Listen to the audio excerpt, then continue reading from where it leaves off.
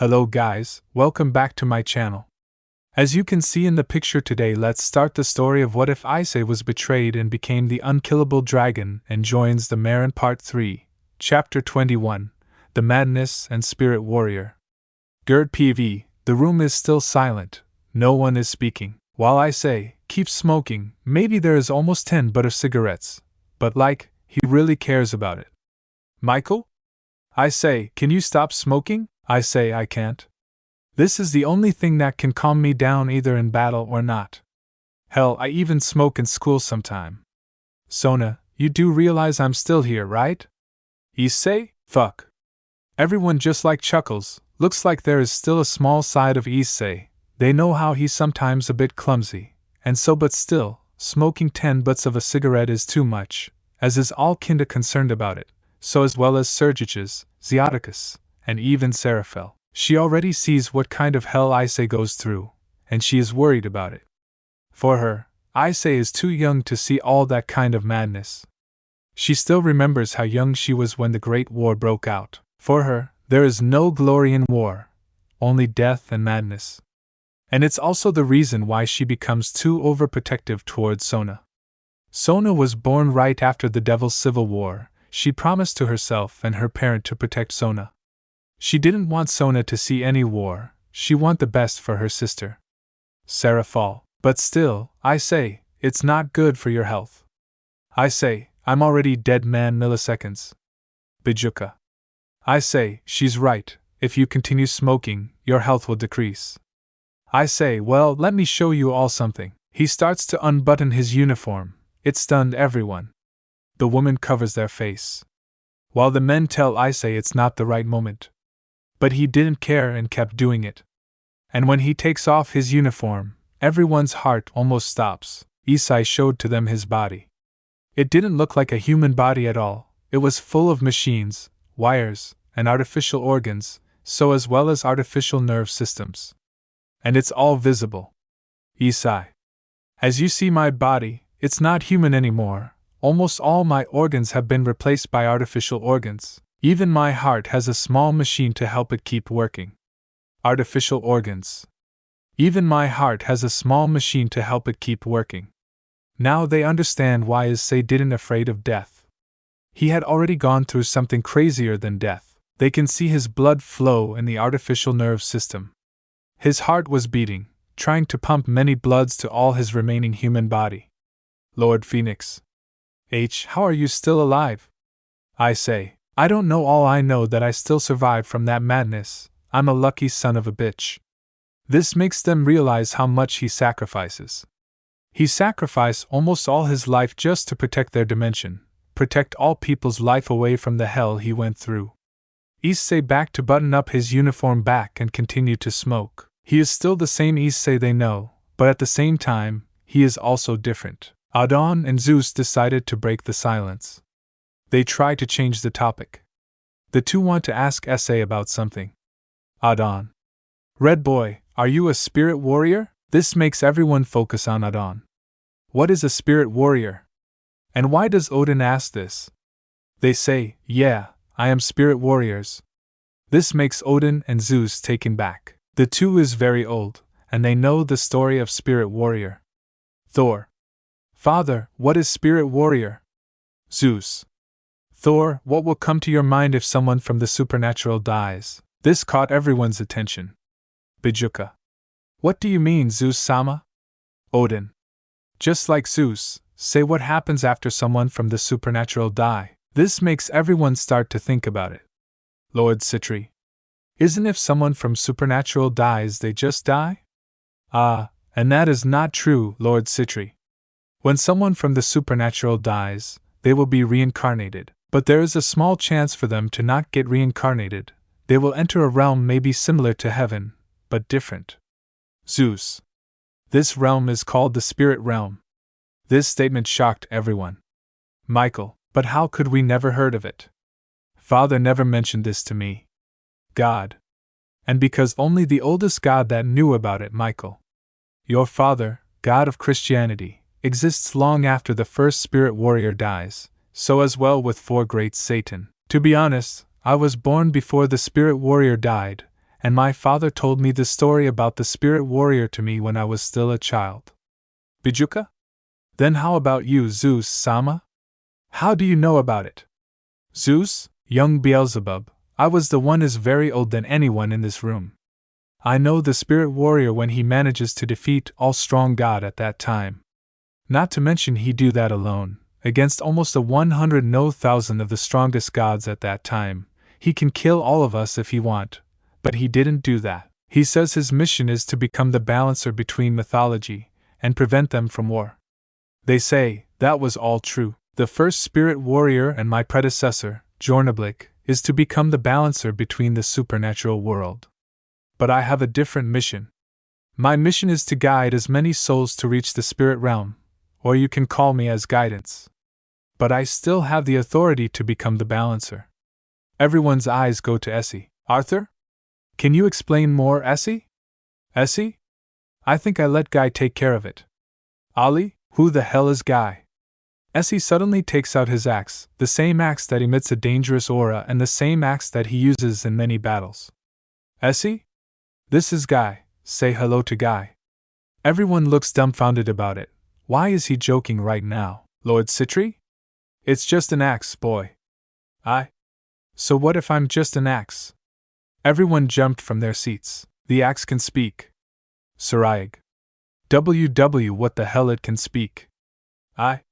What? Never seen an axe speak before. I don't scare them. It's the first time to see you. Fine. Anyway, is there any question, Bijuka? Why? Yeah. First, what are you? What am I?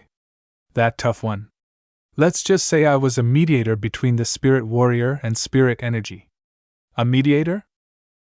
Yes, spirit energy is very different than magic or even raw magic.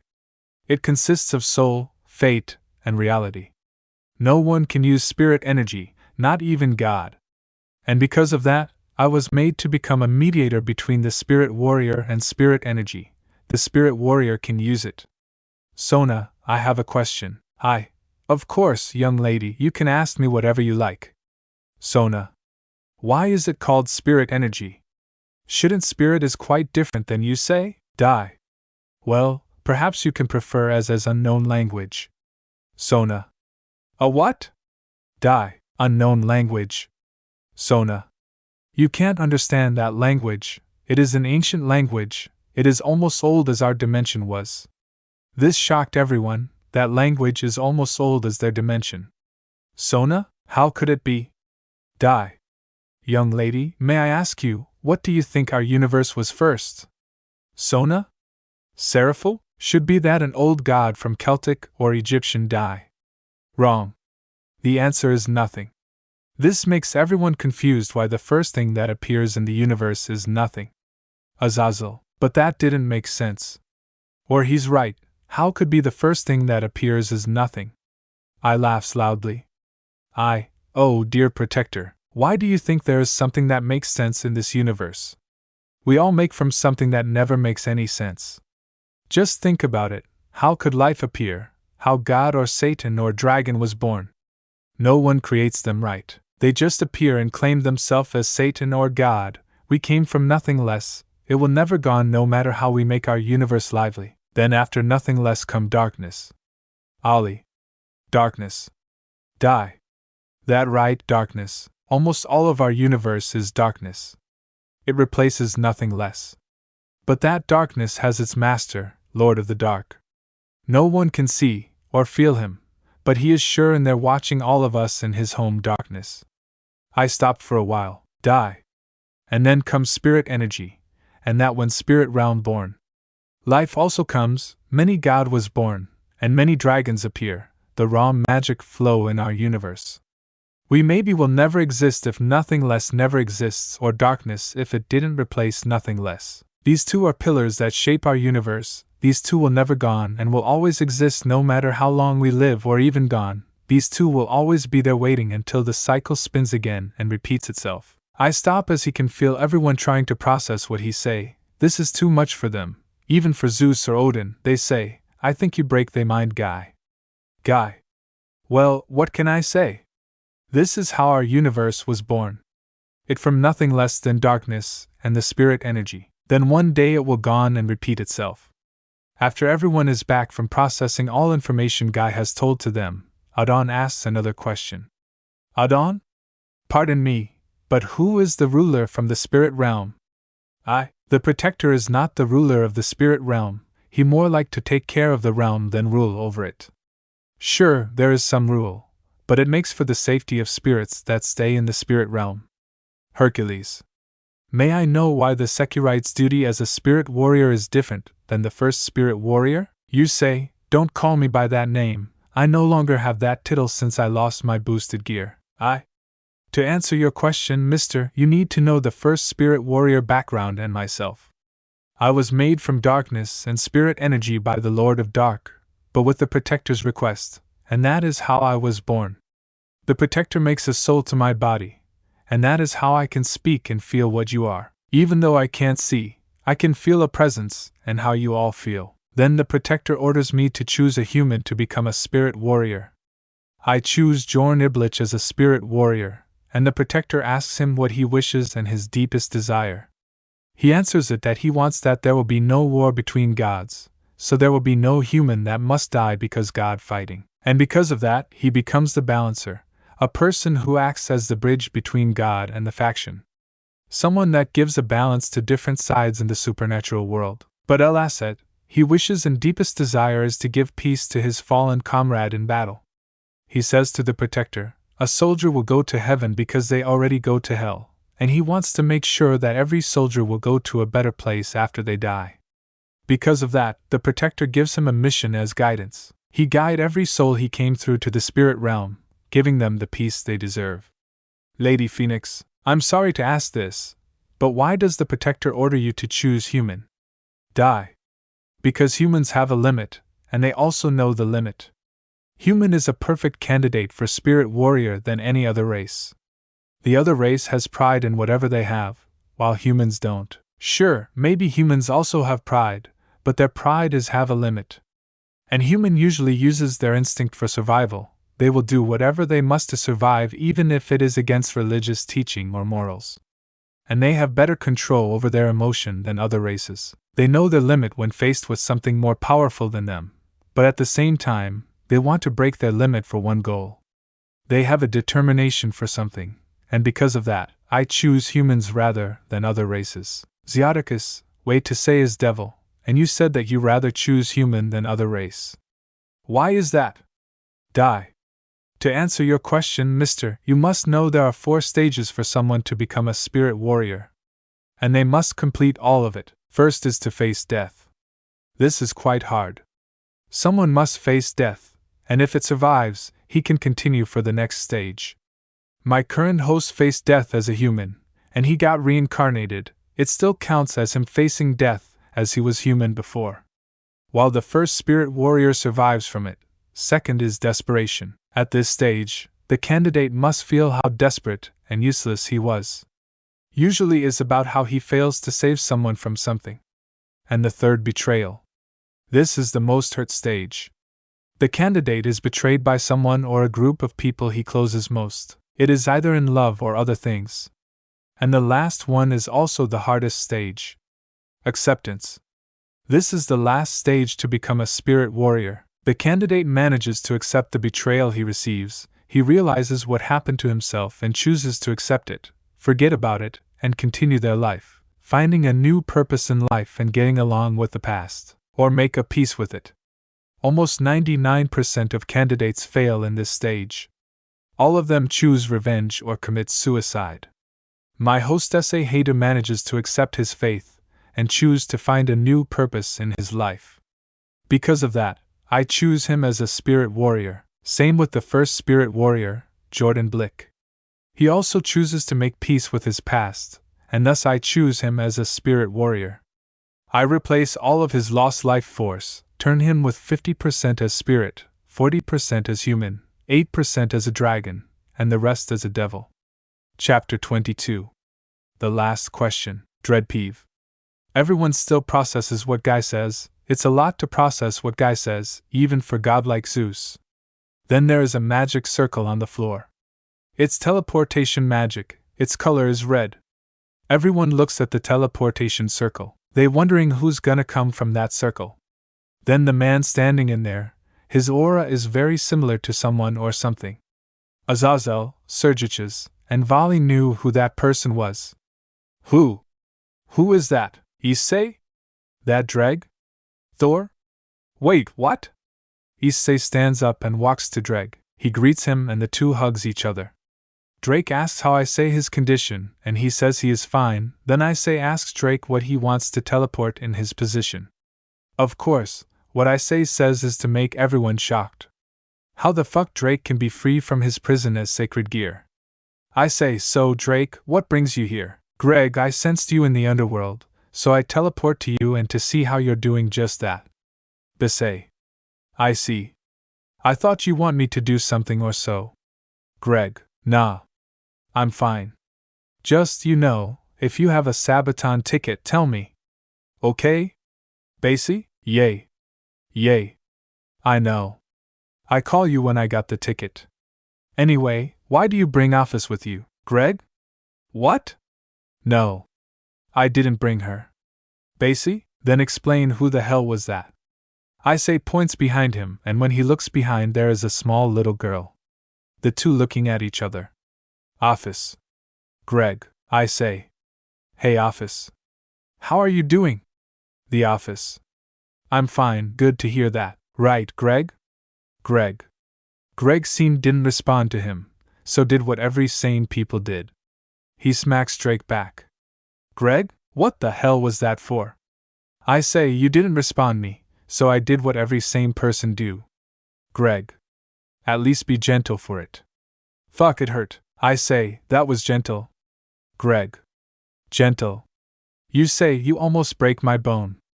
Issei, don't be such a pussy, you've already gone through more than that, and decided to get the two attention. He caught and make the two looks at the table again. Issei. I forget I'm still in the meeting. Greg. What meeting? Issei. Come on, let's just sit. Be back, and Issei sit back in his seat while Drake sits quite far from him. An Office sit in Issei's lap. Issei. Anyway, is there any question? Albion. Yes, I have. First, how the fuck Drake can free from boosted gear, Greg? Because I'm special, Albion. He laughs with pride. Issei. Well, that would be different if a doctor said that thing to you, mate. Greg, just shutting up after hearing that. That cruel, Issei. I think you destroy his pride, Naya. Issei. Yeah, right. Anyway, to answer your question, I need to make something clear. Drake is not completely free from boosted gear, at least as long I live. Ollie? The hell does that mean? I'll take care from here. Like Issei say, Drake isn't completely free from his prison. He is still trapped in his prison, but he has more freedom than stuck inside of it. Michael? How so? There is some ability from Spirit Warrior called Soul Transferring and Spirit Builder. Like its name, Soul Transferring ability Spirits Warriors use for transferring a soul from one to another, and then the second part is Spirit Builder. It's an ability for Spirit Warriors to make a clone, and this can be combined with Soul Transferring. The result is what you see. The Red Dragon Emperor has a body from the clone, Ajuka, but should be Drake dead, Issei lost his sacred gear after fighting against Trihexa? Die. For that, actually, there's something unexpected happens. You see Issei's soul and Drake's soul is merged together with him. Seraphal, how? There is no such magic that exists. Die. Of course, there is no magic that merged soul into one. But it was a spirit warrior, other abilities. Yuval. But shouldn't he become a spirit warrior after the betrayal? Die. These were the interesting part comes from. He somehow managed to access spirit energy, and thus accidentally merged Drake's soul before boosted gear destroyed. Issei. Wait, really? Die. Yes, I am actually quite surprised and hoping you will be the next spirit warrior, and fate makes making to real, Lord Citri. Wait. You say only spirit warriors can access spirit energy. How he can access it? Die.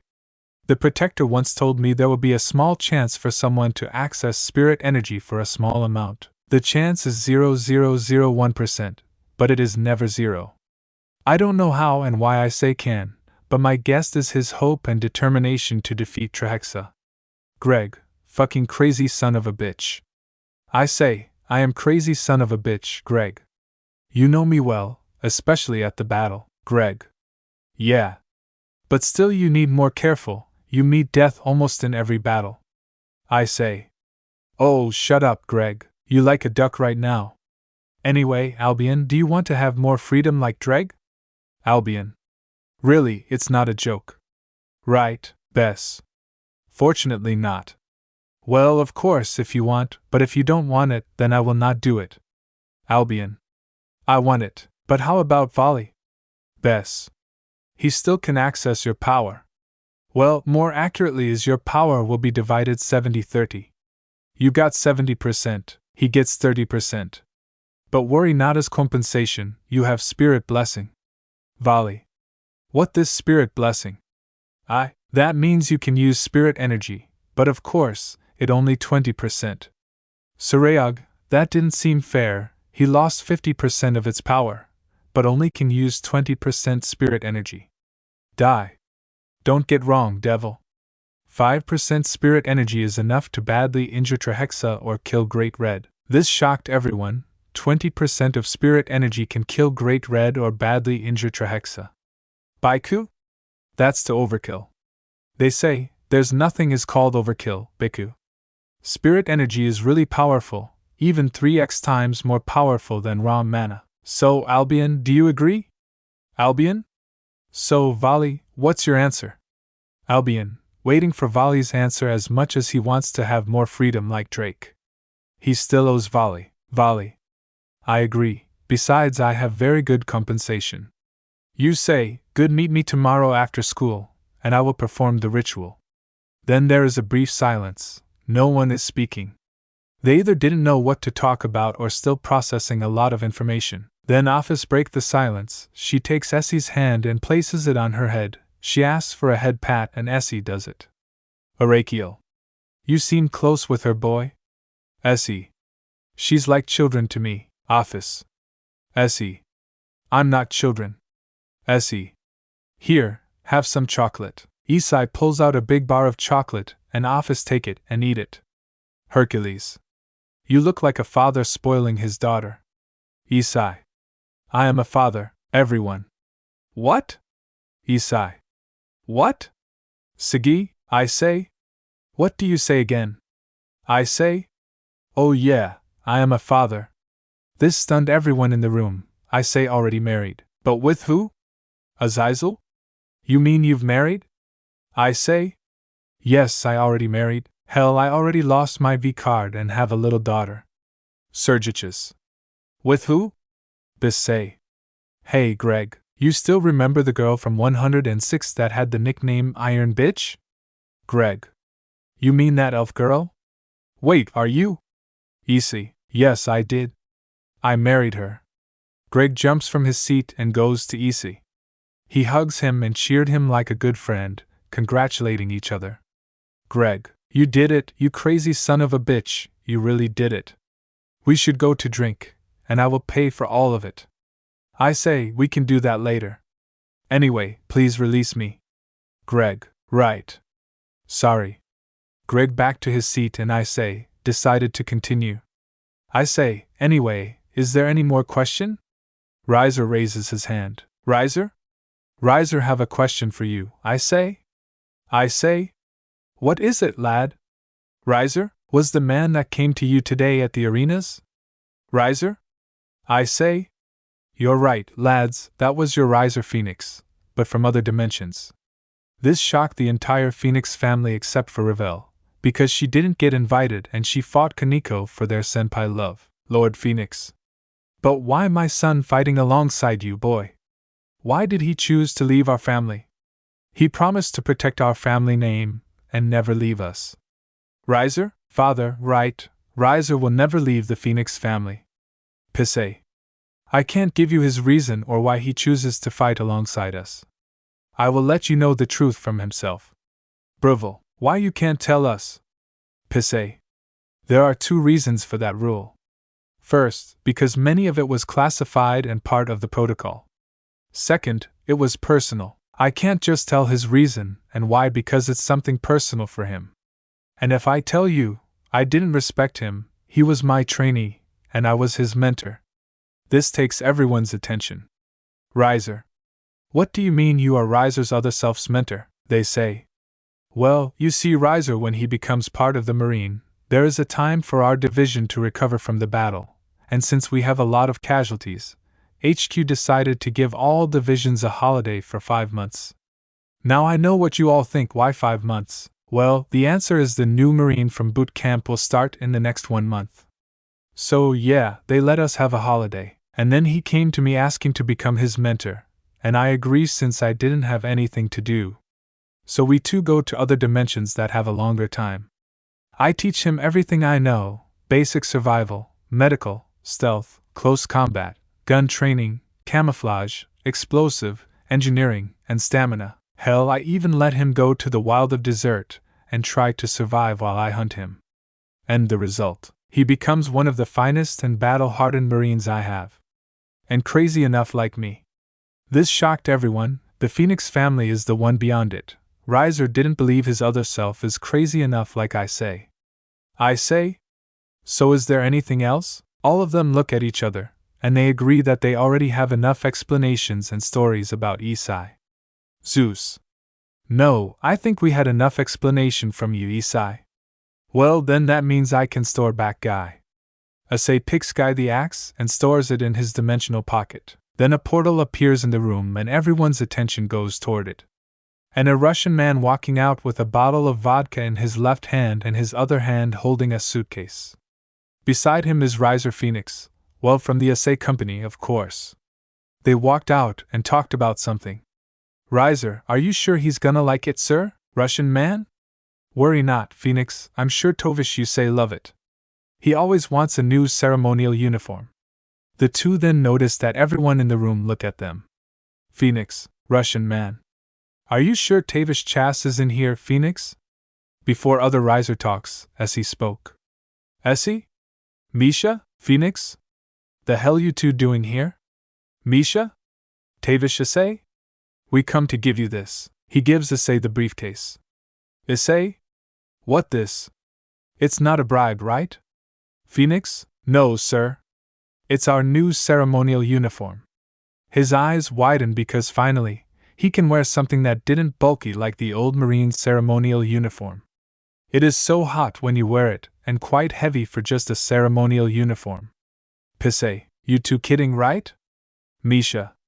We are not Ovarish. Take a look at it. Issei opens the case and he grins widely. He takes out the uniform. It was a beautiful uniform. It also have a saber sword. Issei. I'm gonna try it. He stands up and runs out of the room, probably to the restroom or toilet. Misha and Phoenix just look at him running out. Misha. Well, look like I win the bet. $100, please. Phoenix. Fuck, here you go, sir. Phoenix gives Misha $100. Misha. Pleasure to have business with you. After a while, Issei back to the room. Issei, so how was it? Without the medal and the sword, a full uniform will show in other chapters. Greg? Fucking good, it suits you, partners. Azazel, remind me of my old time with USMC. Misha, any girl gonna kiss you, Tavarish? Phoenix? Will his wife gonna kill him, right, sir? Issei? Yeah, my wife gonna kill me if other girls try to kiss me. A laugh. Ivan Azazel, he remembers his time at USMC. And the time he also parades in the US with the USMC's ceremony uniform. Well, I don't want to make it dirty, so I'm gonna undress and store it. I can't wait to wear it for the ceremony. Gets out of the room again and leaves Misha and Phoenix. Sergiches? So, mister, who are you to Issei? With Issei? Issei POV? Thanks, Santa, for your beautiful gift. Finally, I don't need to wear that bulky ceremonial uniform. Just when I enter restroom, I can feel something that I don't like. They say, fantastic, right where I get something good and the terrible thing appears. I turn my head and meet with them again. Why they don't let me go after all they did? What do you want? Rias. Chapter 23, War Instinct. Gurdpav. Back to the room, Misha. That's the only thing I can tell about Tovarish Issei. In the room, Misha and Phoenix tell everyone about their experience with Issei. It was a mix between horror, joy, sadness, and madness. And according to Misha, Issei also faces Trihexa one more time in different dimensions. Fight the Cows Brigade that aligns with the cult and Bangadriki. While the organization fights alongside the supernatural, Trihexa combined with Kenei class is the right combination of inevitable destruction. They managed to kill the beast but failed to defend the dimension. It falls not long after the beast dead. Zeus, I didn't know that boy faces Trihexa one more time. Yeah, he already faces the beast in here one time, and yet he faces it one more time. That boy's sure something else. Sergiches, how about his other side? Phoenix? Dead, Captain Issei's other self gets killed when the underworld tries to heal him. The bastard suddenly comes, do a massacre, and leaves. Even my other self at that dimension is also dead. Iku? Why is this Cloyne class can be very dangerous and combined with the beast? Phoenix.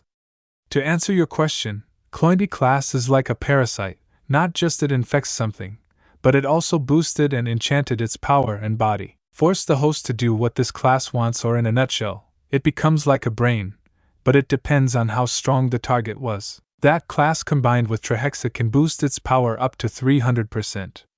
It's like facing 3 Trihexa at the same time. It's the right ingredients for complete destruction. At that time, the organization even deployed the whole Marine Corps. We have around 28 div at that time, and you know how many people that's sent to stop it. The supernatural also sends around 100.00 people. Our casualty is 150.000 died and 300.000 is injured. We managed to kill the beast, but that dimension falls not long. We only can save around 4 million people that already combined with the supernatural. This stunned everyone. They know the creature is safe. Fraud is stronger than any of them, but it was much more dangerous. Then suddenly, bang, Misha and Phoenix spontaneity get down. Misha. Whose fucking gunshot was that? Then suddenly it was followed by a lot of guns shot, like Arkansas. Misha stands up and runs toward the door, Phoenix following behind, but then a devil barge in. Devil. Lucifer saw me securitate he. The two get out of the room and run toward the sound of the gunshot that still can be heard. Sergiches. What happened? Devil. Securiate he goes rampage in the ballroom.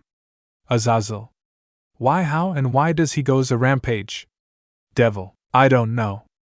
Everyone soon gets out of the room and goes to the ballroom. They see Phoenix at the entrance taking cover. He notices the group and tells them to take cover. Phoenix. Everyone takes cover. Thor. What the hell happened? Phoenix. Captain is saying war instinct taking over. We can't approach him. He used high-class round, it capable to penetrate everything, even the dragon scales. The group didn't have a choice. For now, they will stay in the hall. Misha? Phoenix, I will try to distract him. Get rid of your anesthetic gun. Phoenix? Aye, sir. Misha? Light? Cherdvazim? Toesto boy / Lostovarsk? Fuck. What the hell happened to you, comrade? Issei POV. Couple of minutes ago. What do you want, Rias? Right in front of me are people I don't want to deal with again. They already got replacements for me, yet they come back. Oh, wait, they didn't come for me. They come for my power. How could I bloody forget that? Rias, Issei, why you didn't fight with me? You not my king, so I do whatever I do. But Issei, we are family. We take each other back, right? Asia? That's right, Issei. And we're family. We protect each other. No. I'm not part of your family. I do everything alone now. Irina, you say, what's wrong with you? You changed toward us. Shouldn't I was the one who asked that to each of you? I'm moving back to restroom. I don't want to deal with them. Well, not yet, but then one bastard thinking smart enough to block my way. Out of the way, Prince, it's a public restroom. Asawara? Not until you apologize to Kaneko for what you did to her. A prince protects the princess, I see. Why would I apologize to her?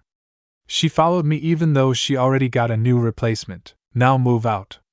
Asawara? Try me. I didn't want to cause some problem, so I decided to make him away and get in. I don't want my new uniform to get dirty. Gerd POV. Issei undresses his uniform and places it back in the suitcase. Then he looks at himself in the mirror. He sees someone behind him and his heart starts beating more faster.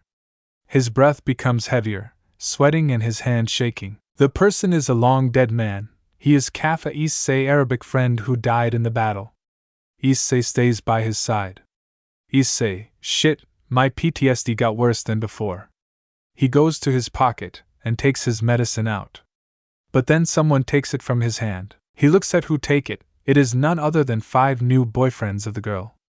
Reiji. What you have here, a drug that helps you to become stronger. I say, give it back, it is something I need. Pen, then it was a drug. I say, give it back, I need it. Baden. We should report this, he consumes the drug to make his performance better.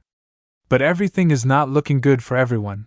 While the 5 boys are trying to threaten Issei, his war instinct takes over. He starts to hallucinate, closes his eyes, and when he opens, he only sees a battle raging. He sees people get eaten, shot, tear apart, and since his instinct kick in, he takes out his gun and charges toward 5 Bangadriki in front of him. But in reality, he charges toward the 5 boys. He charges toward them, pushing them away even through the wall. He pushed them all until getting thrown into the ballroom. Of course, it also makes all guests in the ballroom look at Issei. The boys get up, active their balance breaker and charge toward Issei. While Issei starts to shoot toward the incoming Bangadriki, at least that's what he sees. They tried to dodge, but Issei's accuracy is too accurate, it hit them and even penetrates their balance breaker. The girl tries to calm Issei down, but it's not to avail, his war instinct really taking him over. The guest starts to panic and try to flee. Issei starts to shoot at everything. Of course, the guard tries to calm him, but his war instinct makes him just get more violent. Asper tries to use his sacred gear, but what he got was Issei shot his shoulder. He screams holding the pain, Kiba helps him, and Ross was also tries her luck to calm Issei, but it is also to no avail. He starts to throw grenades, many people get injured, and a lot of high devils cast a protection spell, and some tried to fight him with magic.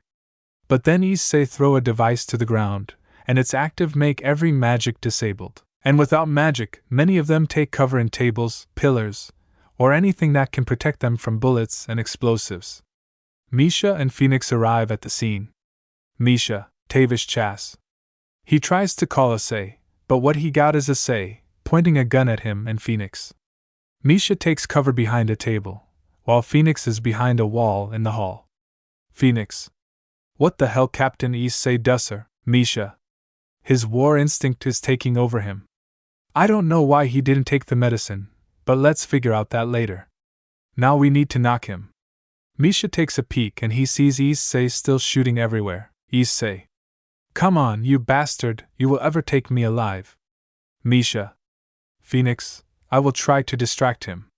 Get rid of your anesthetic gun. Phoenix. Aye, sir. He takes out an anesthetic gun and loads it. Phoenix. I'm ready, sir. Misha. On 3-3. Misha gets out from his cover. Misha. Oi Savalik, bastard, come at me. Issei turns his attention to him and Misha starts running while Phoenix aimed and shot it at Issei's neck. You see that feels something in his neck turns his head back to Phoenix. Phoenix. Oh shit. He takes cover and Issei starts shooting toward it, but not long he collapses. Misha comes and so Phoenix tries to disarm him and deactivate the device. Phoenix. Is he gonna okay, sir? Misha. I don't know, but we can relieve from what happened. We're lucky he didn't take out Guy. If it, then we are fuck up. Phoenix. How could his war instinct take over? Should he take the medicine? Sit. Misha. I don't know, Phoenix, but I will call Dr. Zarin. Misha uses a device that looks like a watch. Misha? Dr. Zarin is me. Misha, something happened to Tavish Shizda, his war instinct taking over. We already knock him out, but there is some casualty here. Okay, I'll be waiting. The group from the room finally can come to see the condition. Surgiches. Ijuka, tell all guards to come to the ballroom, we need to treat the injured. Ijuka, I'm on it. Ijuka activated his magic communication and ordered all guards to come to the ballroom. Then a portal appears, and someone who looks like a field medic comes out. He looks like a normal field medic, but his ear is similar to an elf. Misha, doctor over here. He ran toward Misha and checked Issei's condition. Zarin. How did his war instinct take over? I already told him to drink the medicine, Misha. I don't know. When I arrive, he already rampaging around. Dr. Zarin takes a syringe and injects it into Zarin. That should help for now. I will try to help others. He stands up and starts to treat the other injured. But luckily no one has died, but some were heavily wounded. Misha? You what happens before I come? Pointing at one devil. Devil? W. Well, I don't know what happened, but Securitate suddenly pushed those 5 men through the wall of the restroom. And next thing I know he already shooting around, while pointing at 5 boys. They are being healed by Asia and still hold their pain. Dr. Zarin is also near helping Gasper to close his wound. Misha decided to ask them. Misha, you. What happens in the restroom? He takes one of them in the collar. Zenobia? Hey, what are doing? She takes out her Durandal and is ready to defend her new boyfriend, but then something pointing at her head. It was a gun barrel from Phoenix. He was ready to pull the trigger. Phoenix? Drop your weapon, I said drop it. The tension becomes high in just a couple of seconds. There maybe will be a bloodbath, but thankfully the Force Satan intervened before thing goes ugly. Bajuka? Zenobia, drop your sword, Zenobia. But Bajuka? That an order from Satan. Now drop your sword before there will be a bloodbath. Zenobia didn't have any choice, she dropped her sword and stole it back. Phoenix also drops his gun. Misha. Now tell me what did you do to Tovar Issei in the restroom? Asawara. W. We caught him using drugs. Misha? Drug? What drug? I know him better, and he will never use any drug. Are you trying to lie to me, Asawara? And no, we didn't lie. Our Reiji senpai shows him the drug. Reiji takes out a capsule from his pocket and shows it to Misha. His eye widens, he releases Aiden and takes the capsule. Ryodo. That is the proof for using drugs. The drug increases his performance. Then unexpectedly Dr. Zarin come and start to punch every one of them. Of course, it surprises everyone. Zarin. Drug. You think this was a fucking drug? This is his medicine, I give it to him so his PTSD didn't get worsen. While grabbing the capsule, Zarin. I recommend it by myself. To help him to suppress his PTSD. No wonder his war instinct is taking over. You take his medicine that tries to help to suppress his PTSD. He takes out a pistol and is ready to shoot each of them. Misha. Doctor. Doctor. Don't do it, Doc. Zarin. Why you stop me, Misha?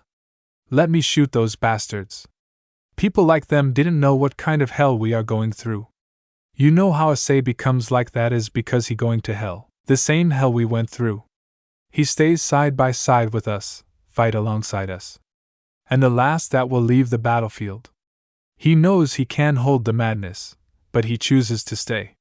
So people in his dimension didn't go through hell as we did. People like them didn't know what his sacrifice meant.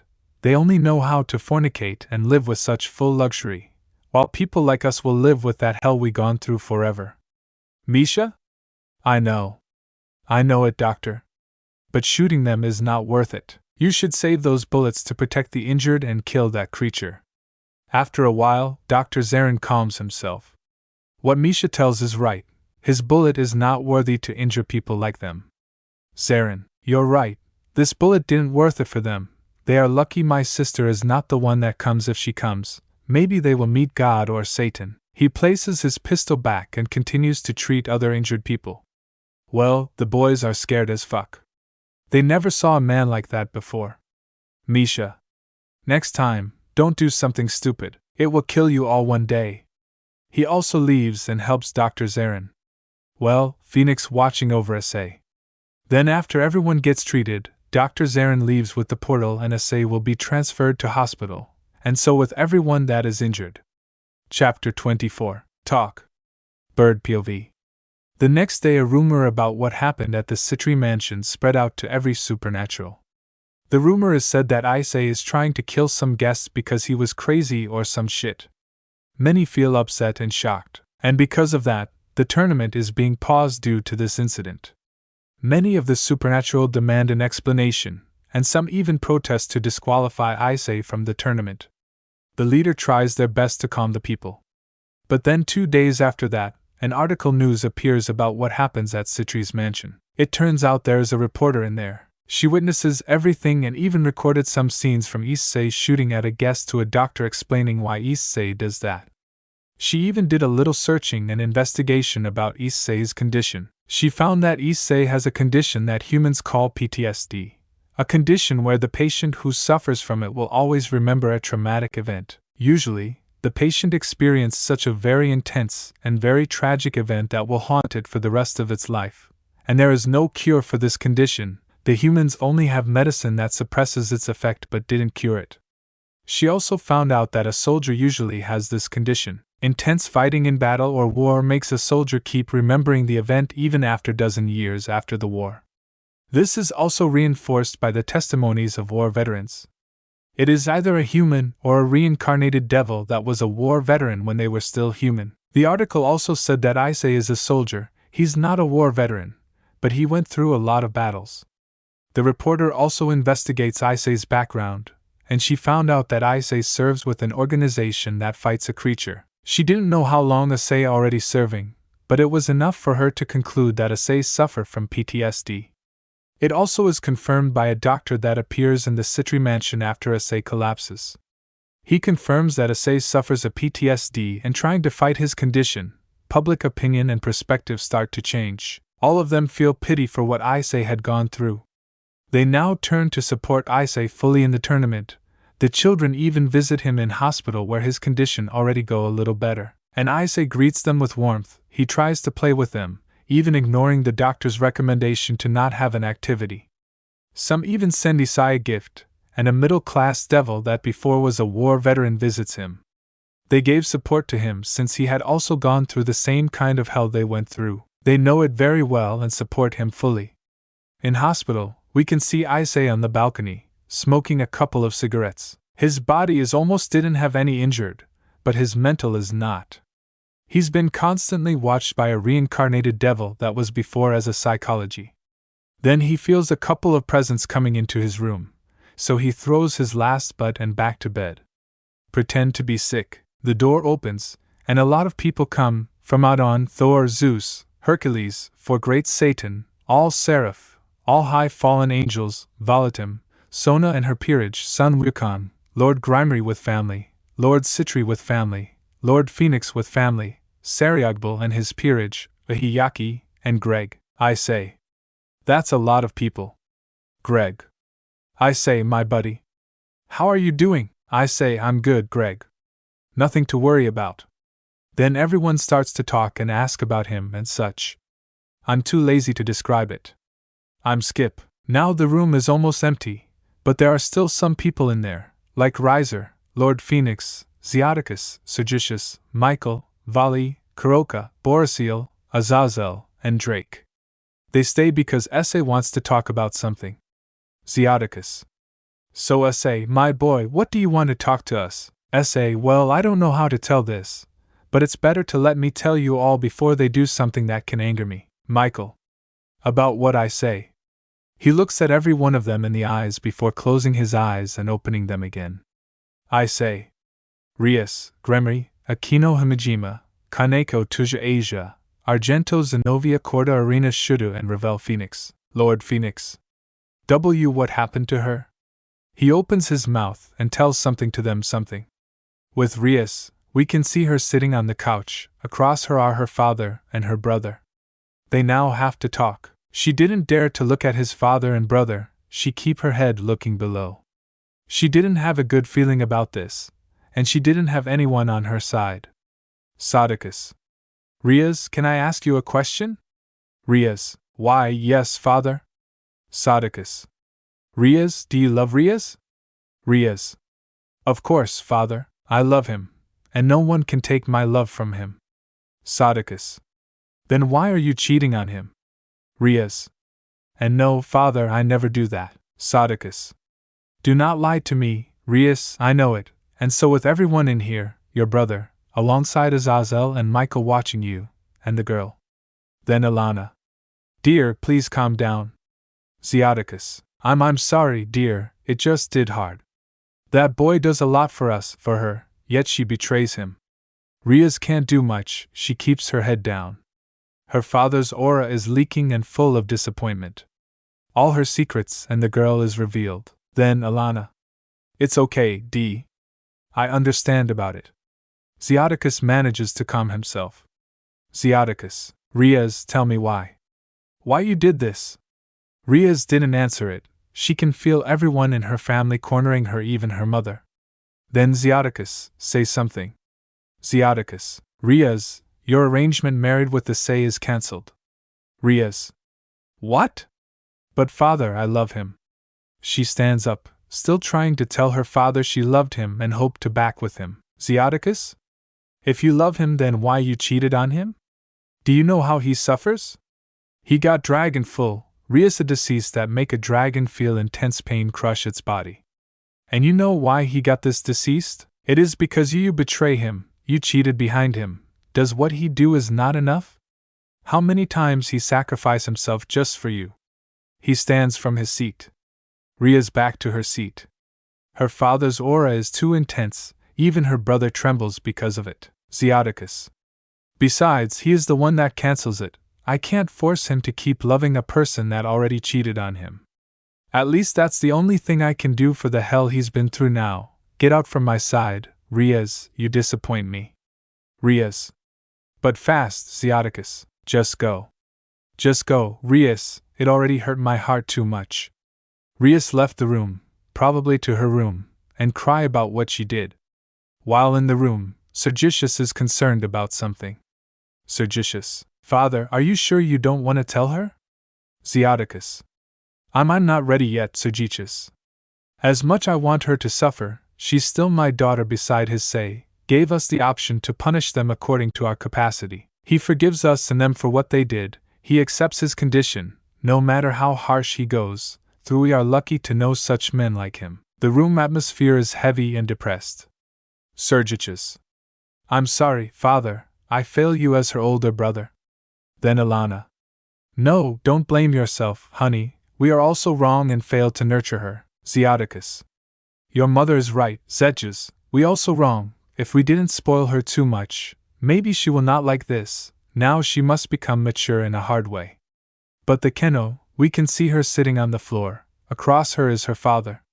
Their relationship is sometimes a little rigid, but overall the two can go alongside. But now all those efforts are kinda gone. Bikeno can feel something wrong. Her father asked her to talk about something with her, but it was already 20 minutes passing and he still had not spoken any word. She also can't break the silence.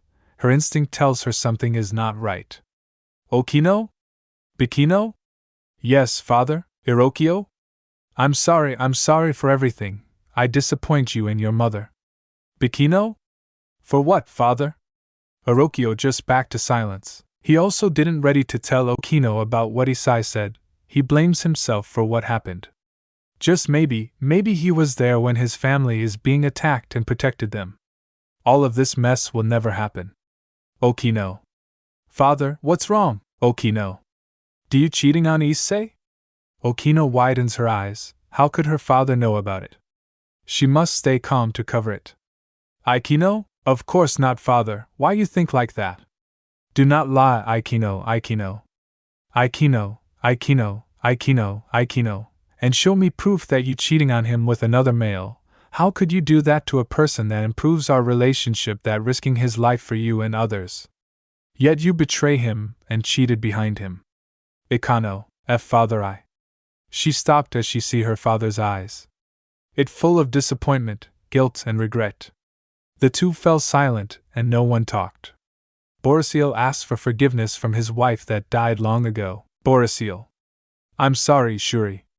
I was a bad father to our daughter. Maybe if I was there that night, maybe Akino will not like this. I'm sorry, Shuri, I failed you. I failed my promise to take care of our daughter. The room feels heavy. Akino regrets for what she had done. Her relationship with her father is still not fully normal, and now everything that she built for that relationship is being destroyed for just one mistake. With Irina, we can see she is now standing in front of Michael and Gabriel. She has been called to heaven because Michael wants to talk about something to her. Michael, do you know the reason why you've been called here, Irina? Irina? I don't know, Michael-sama. Michael?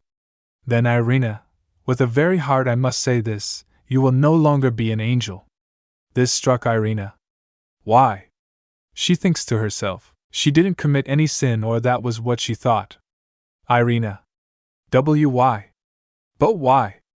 Michael, you should see your wing. Irina spread her wing, and when she does that her eyes widen in shock. Her white angel wing now is gray and her halo starts to have some crack. She can't believe it. What did she do to make her wing turn gray? She never commits any sin. Hell, she believes she always follows the teaching of Bible. Irina. What happened to my wing? Gabriel, you commit a sin, Irina. A sin that is unforgivable. Irina. But I evade the 7 deadly sins and try my best to follow God's teaching. Michael. Irina, how many deadly sins do you know? Irina. There's 7 deadly sins, Michael-sama. There are lust, gluttony, greed, sloth, wrath, envy, and pride. Michael. You're right, Irina, that is 7 deadly sins, but that 7 sins have its opponent. And that opponent has 7 great virtues, which are chastity, temperance, charity, diligence, patience, gratitude, and humility. But there is some sin that doesn't have its opponent, and you commit one of it, and it was the worst. Betrayal. Irina's eyes widen. She never knew there is another sin than the 7 deadly sins, and she commits the worst of all. Gabriel, you are a lucky one, Irina. You didn't instantly fall, and my brother didn't want to lose a strong person like you, so he must to take the hardest choice, and that was to make you back as a human. Michael, my sister right, Irina, I don't want to lose a strong person like you, but I can't keep you as an angel, so I will make you a human back. Irina only can be silent. She still can't believe for what Michael said. She then remembers for what she has done. She knows why she falls now. She betrays his childhood friends. She betrays Issei. Tears start to fall from her eye. She throws her friend after what he did to her. Michael then turns Irina back into a human. He takes his card piece from her, and she back to earth. She falls to her knees, crying and regretting all she has done toward him. Back to heaven. Michael still stands from where he stands, then his sister came. Gabriel? Why you didn't tell her Nai-sama, Michael? It's not the right time, Gabriel. She probably crying for what she has done. I will tell her later. Gabriel only connoted she already heard from her brother about what happened and what his Issei has gone through. Her heart is broken by just listening to her brother's stories. A guy that saves the world from destruction is being betrayed and chooses a new path that is more dangerous and crazy than he already counters. He goes to many hell, that very different kind of hell, a hell that will hunt him for the rest of his life. Michael is trying to let Issei go to heaven if he dies, even though he didn't confess his sin. He has gone through hell, and he should go to heaven for that. But Issei declined, saying that he probably also will go to the spirit realm if he dies. Chapter 25. Training. Dardapov.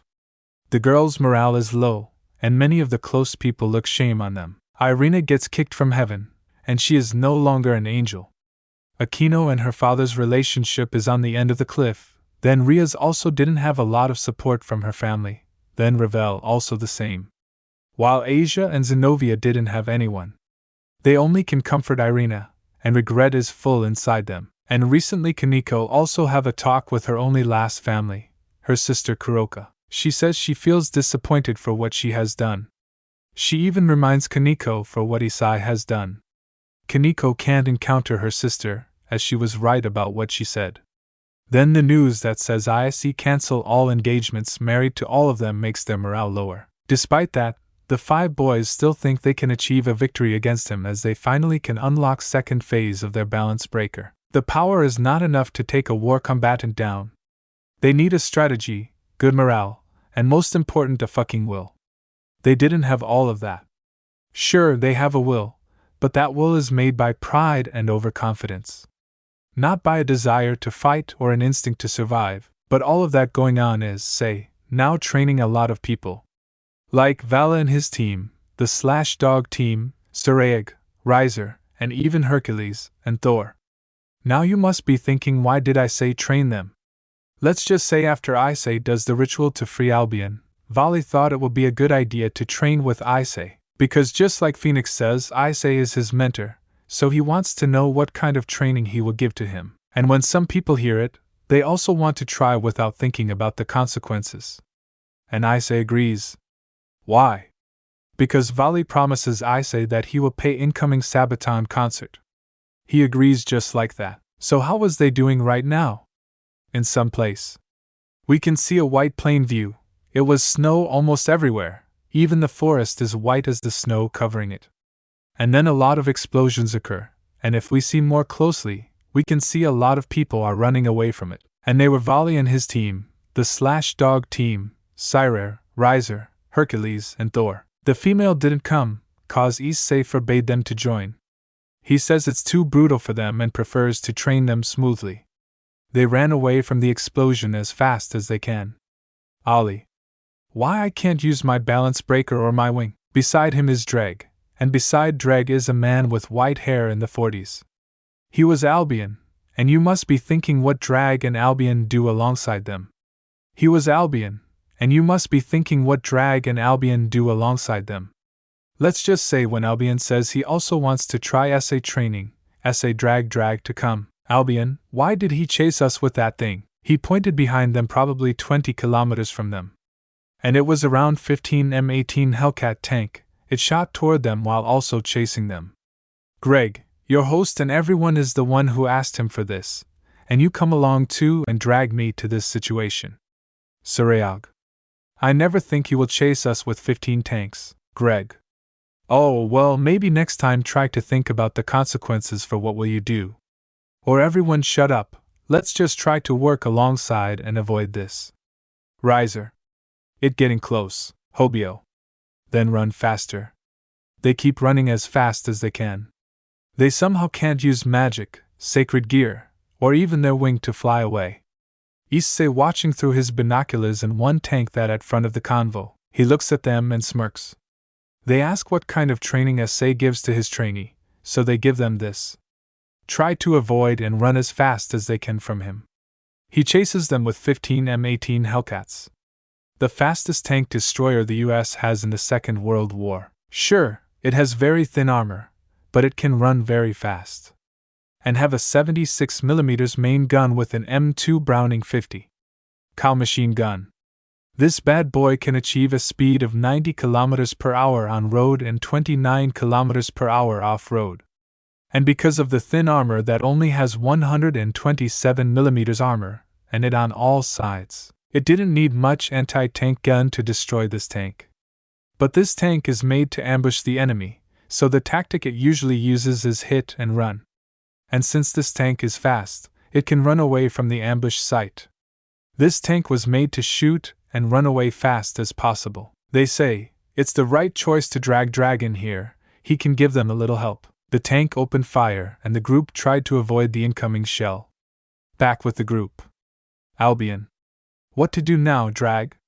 You have seen what he doing before you free, right, Greg? Shut up, Albion. I try to think right fucking now. Albion. Then think faster, how cute. Hey, there cave in there. He points to his right side. Greg? Alright, we go to the cave and after that try to think about what to do next. They start to run toward the cave. Issei, seeing this from his binoculars, also ordered the tank to go toward it. Luckily, the group manages to enter the cave and move deeper.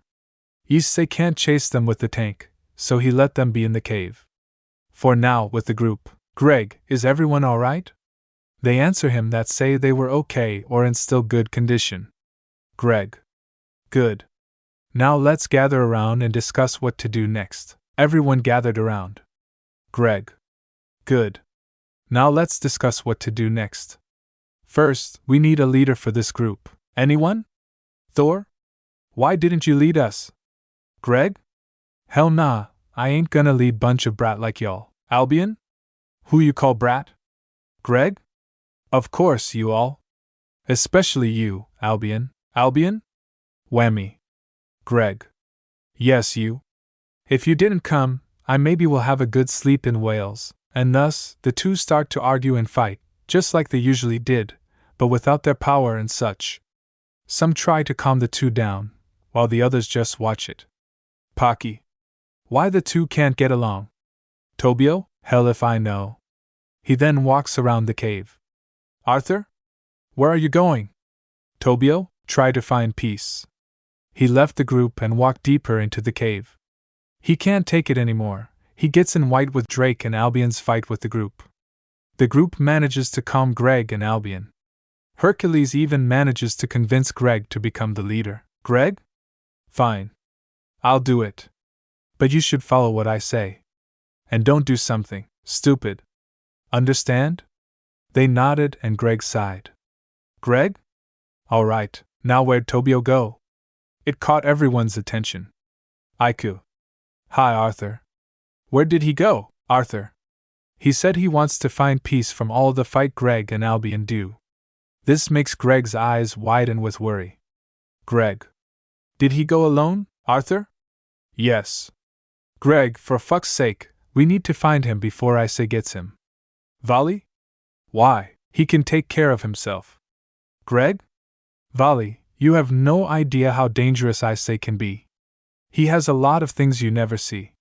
Let's search him before Issei get him. They move deeper into the cave. Luckily there is still some light in there, so they are not really in darkness. Iku? Tobio? Ali? Tobio, where the hell are you? Iku? Man, where did he go? And why did you let him go? Arthur? He says he wants to find peace. How the hell I can stop him? How key? At least tell us. Then there was the sound of something that falling. Greg, stop. Everyone stops their track. Thor? What happened? Greg, shhh. Greg sees a small ice block beside him and takes it. Greg. Take anything you can use as a weapon and stay low. Everyone takes anything around them, mostly as rock and ice. Then Greg runs towards something, pins it down on the ground, and almost smacks its head. Tobio. Hey. Hey. Hey. It's me. It's me. Greg, mother of mercy. Tobio, I almost beat the shit of you. Greg helps Tobio up, then he smacks his head. Tobio? Ow, what the hell? Greg, that for leaving alone? You lucky Issei didn't get you. While Greg still scolds him, Sir Eric notices a box behind Tobio. Sir Eric? Tobio, what is that crate? Tobio? Oh, I just found this, and I want to tell you guys. Albion? What inside? Tobio? I don't know. I've not opened it yet. Besides, it's locked. Greg, there nothing is locked.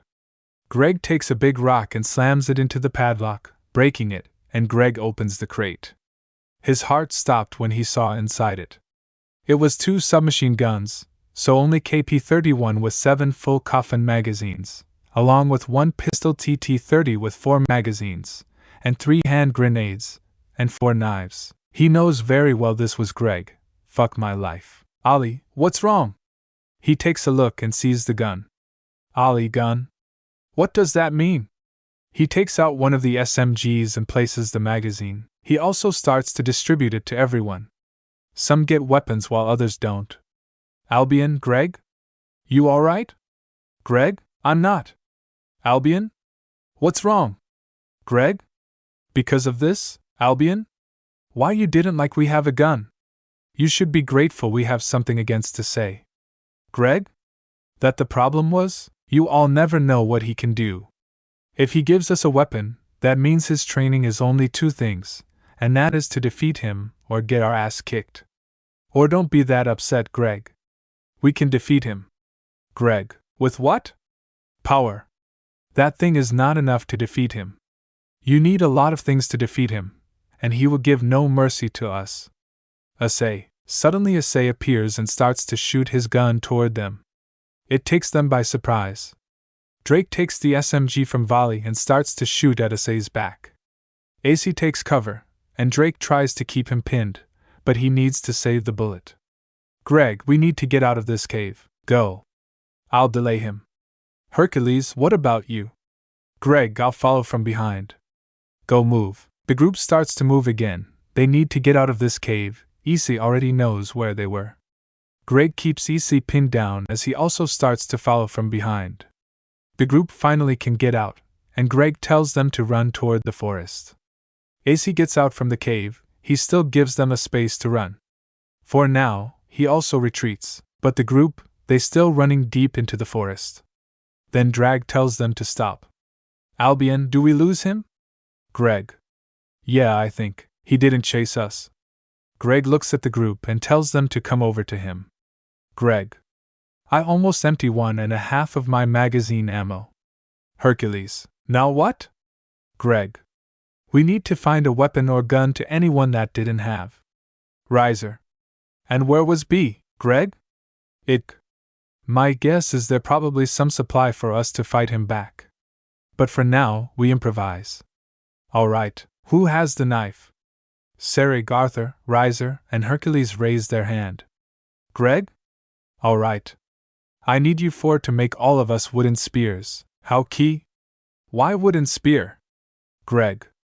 Because if we use guns, it attracts him, we need to stay low.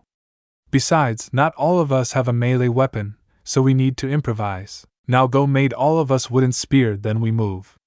The 4 moves and start to craft wooden spears for everyone. The other help to get the wood. And probably after 1.5 hours, they are finally done. All the people now have spear as their weapon, at least this is what they have been get better equipment. Greg. Everyone already gets a weapon. Everyone. Yes. Greg. Alright. Let's move and try to find a place for us. They moved to the west following Greg. They didn't know where they will go, but it was better to move than stay. Time skip. After an hour they walking they finally can get out from the forest. They came across like an abandoned village. Greg. Alright. Spread out with 2 people each. Search each house, we probably can have some supplies. Understand? Everyone nodded and thus they start to sweep each house hoping to find something. And something they get, they found a lot of things from guns, ammo, even some winter cloth, and winter camouflage.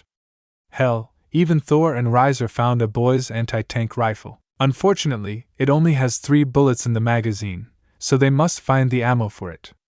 Unfortunately, it only has 3 bullets in the magazine, so they must find the ammo for it. As far as they encounter Issei, he only uses M18 Hellcat. Ddraig told them the tank is fast, but it must sacrifice its armor. According to him, the tank only has 127 millimeters of thick armor of all side. He says the IT rifle is enough to knock it out. So now they have a weapon that can help them against Issei. But Ddraig told them to never be overconfident. He maybe uses an M18 Hellcat, but he also can use a more heavier tank.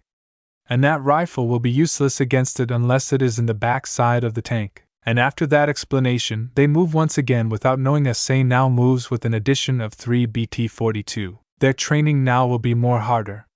Chapter 26. Train with wife. Good PV. As Issei trained the male, the female also now is being trained. The training is not that brutal compared to Issei, but still, it is quite tough. But who trains them? It's none other than Issei's wife. Meet Anya Handok, or now as Issei Hyoudou. She was an organization combat personnel who served in the 106th Airborne Divisions, also known as Flying Phoenix. It's one of the fierce airborne divisions that also have the same kind of craziness as the 1st Marine Division. The 2 divisions have a very close relationship with one and another. She meets Issei in a very weird way. Let's just say the 2 meet when her whole company goes to a bar and drinking. Issei is also in the same bar with a couple of his boys. She drinks a lot of beer, which makes her drunk, and some of your typical assholes come and flirt with her. But Issei tells them to get the fuck out, and after quite debating, then Anya suddenly punches Issei causes she is drunk, and thus the whole bar starts to fight. In the end, Issei takes her to the hotel while she is still drunk and keeps drinking a whole bottle of beer. They arrive, and Issei places her in bed, then she grabs Issei and sleeps. Issei is awake cause she hugs him and almost breaks his bone, and since then the two start to get along until Issei proposes to her. She says yes. And the two have been married for almost 15 years. And have one daughter. Oh, she is also an elf. She also has a nickname Iron Bitch. Why? Because of her strict personality, and how she deals with traitorous or living creatures that work with Ben-Gadgery. She also didn't give any mercy to her enemy, but one specific reason she has that nickname is because she is known for making a very epic last stand in her career. She single-handedly holds a bridge from countless waves of Ben-Gadgery. She stays in her position with a machine gun and 10 ammo boxes, giving time for her battalion to retreat and back 12 hours later. She has very badly injured, and she survived. And back to her battalion in just 2 months. But let's forget about that, because right now she trains the girl how to use a gun. She screams at them because they didn't properly use the gun. She looks like a drill sergeant. Anya? That is not how you use a gun. Ladies never shot from the hip. Goroka? Then how we do that, Naya? Anya? Didn't I already tell you all you shot from the shoulder, not the hip? If you shot from the hip, you only sprayed the bullet and didn't hit a damn thing. She takes her SMG. Anya, watch this. She starts to shoot from her hip, and just like she said, the bullets sprayed everywhere and didn't hit a single target. And while she shoots from her shoulder, she hit all the targets. Anya, see what I say, shot from your shoulder, and you hit something. The girl starts to aim for their shoulder and starts to shoot, and they all hit the target. Anya, very good, that is how you shot. Now follow me to other areas. I will teach you how to combine magic and gun. The girl follows Anya to the next area and continue their training until Anya says they need a break. Even though she gives quite tough training, she is still kind enough to give them a meal made by her to them and how it tastes. It tastes fantastic, they like it, and after they eat the meal, they start talking about a lot of things. She tells them how she meets his Anya. And that is how I meet him. Buffet. That's quite weird. Anya. I know, I even slap him again after I woke in the morning. But he is very caring and kind, you know. I remember when I was pregnant, he really became too overprotective toward me. Is that so? I became quite jealous to hear that and, why? I hope I can marry Him, Anya? I don't mind it. Anya? Yay. What that mean? Anya? Like I say, I don't mind it if a sad deer wanted to be married again. I don't care if he wanted to marry anyone as long she loves him and he loves her back. Goroka? Really, Naya? Anya? Yes, but I have one term, and that I must know the girl who wanted to marry Deer. And she must promise to stay by Deer's side until death can take us. Bavinia. But why you must know the girl first, Anya-san? Anya? Well, let's say, Deer is a very sensitive man. But he never wanted to show his side to anyone, he will hide it, and sometimes even deal with the pain alone. I know him for quite a long, and I feel pity for him. He was gentle, kind, and caring, but behind that, he was like shattered glass. He's already broken, and yet he still fights his fear alone. I fall in love with him because of his personality. And he never ever lied to me, but he was very good to hide his feeling. When the girl hears that, they feel pity and sympathy toward his Sei, especially Kuroka. She makes a promise to Sei to bear his children. But after what Kaneko do, she was scared and afraid. She wanted to be on Issei's side, but what if Issei reject her because of her sister? She also thanks Issei for not killing her sister. No matter how much she hates her, Kaneko is her last family member. Anya sees the mood and tries to make everyone to change the subject. Anya? Anyway, we should continue the training, right? You all don't want to make yourself to slow down your teammates. She stands up and so does everyone. They continue to train again. This time Anya teaches them how to use technology and combine it with magic. Along as well introduce a very special device, and that device is the anti-magic radius. She explains to them that the device can make all enemy magic gone, but it also makes them can't use magic. The device only works on a radius, so if an enemy is outside the radius, the enemy can use it, and the same thing on them. It was a double-edged sword, but it will benefit them if the enemy mainly uses magic and have little experience in non-magic combat. And after probably 4 hours, they stop because it's already night. Anya tells them they have enough training for today. They need to rest and sleep for tomorrow, so they set up 3 tents for them to sleep. But before they go to sleep, they go back to talking to each other. But Faye, my back is hurt.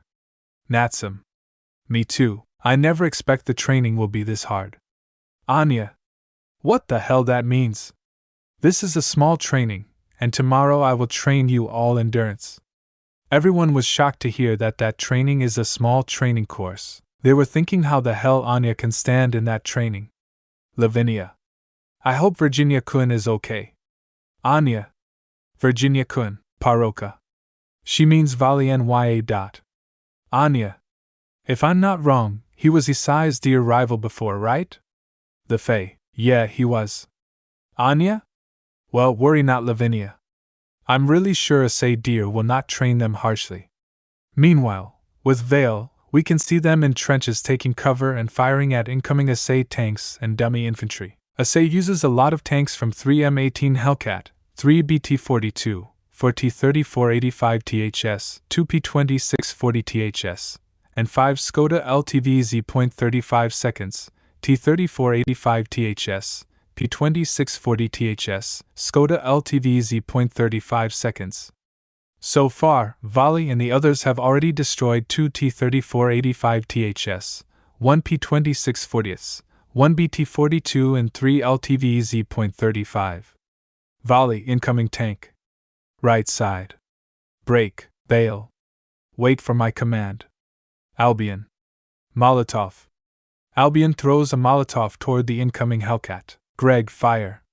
Sarah Eric fired the PAK-40 on incoming T-3485 THS. It hit the ammunition rack inside the tank, and the tank explodes. It hit the ammunition rack inside the tank, and the tank explodes. Another tank, he shouts as the last T-3485 THS appears. Arthur, I'll gonna bring Panzerfaust. Come on, Riser faster. Riser. Riser tries its best in here. The T-3485 seems toward the PAK-40 or Riser. Take cover. The two get into the trenches as the tank fire and destroy the PAK-40. It moves again and almost reaches the trenches, but then back with the girls. Anya? Yep. I'm sure they will be fine. Lavinia? I hope so. Natsum? It's already too dark. Should we get to sleep? Buffet? Yeah, we should. I already tired. Anya? You girls should sleep first. I'm gonna patrol a little around. She stands up, takes her SMG, and starts to walk away. Baroka, good night, Naya. Lavinia. Good night, everyone. They go to their tent and sleep. Tomorrow they will continue their training. They still have 3 more days before the raiding game continues. Thanks for listening to my video. Don't forget to like, share, subscribe and comment below your favorite part. Sayonara, see you in the next video.